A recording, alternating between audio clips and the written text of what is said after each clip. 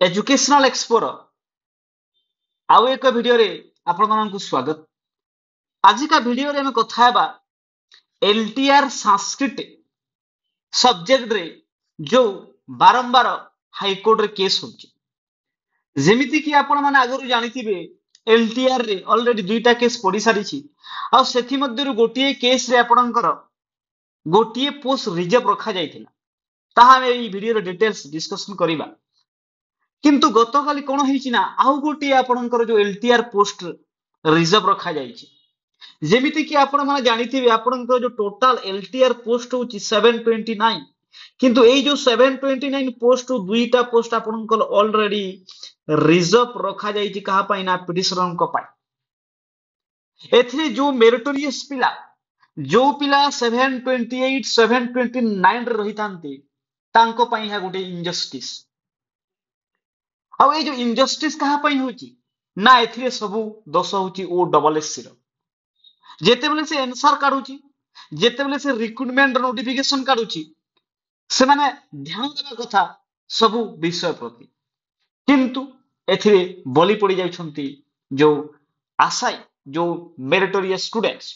जदि हमें कथा आपणकर केस कोन हेची आपण एथि देखि पारुथबे एई जो केस आपणकर देखि पारुथबे जो रजिस्ट्रेशन नंबर अछि 16242 2025 रो एई केस आपणकर जो एहार जो गतकाली आपणकर जो हियरिंग थिला एहा आपणकर 12 नवेम्बर रे ना कोन हेबो एहार आउ थरे पुनी ना एहार हियरिंग अछि।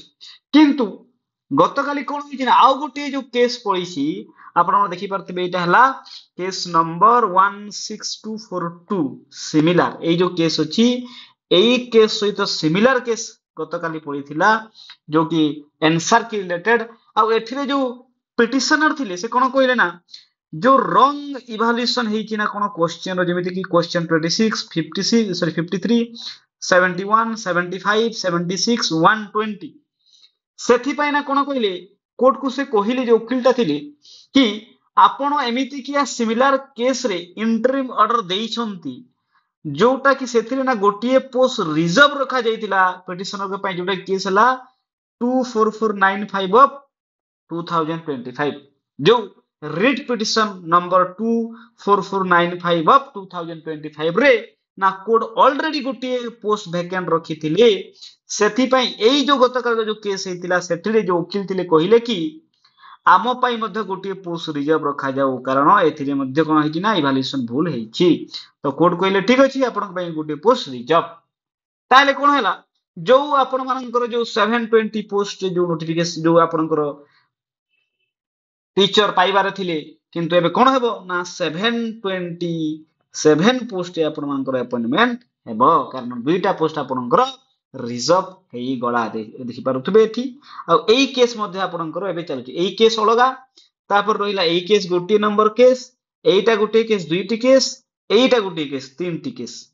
तो दुईटी केस रे आपनकर ए पिटिशनर रिजर्व हे जायछंती एई केस जो आपनकर 12 नवेम्बर रे पुनी एहार कोन हेबो ना एहार हियरिंग अछि।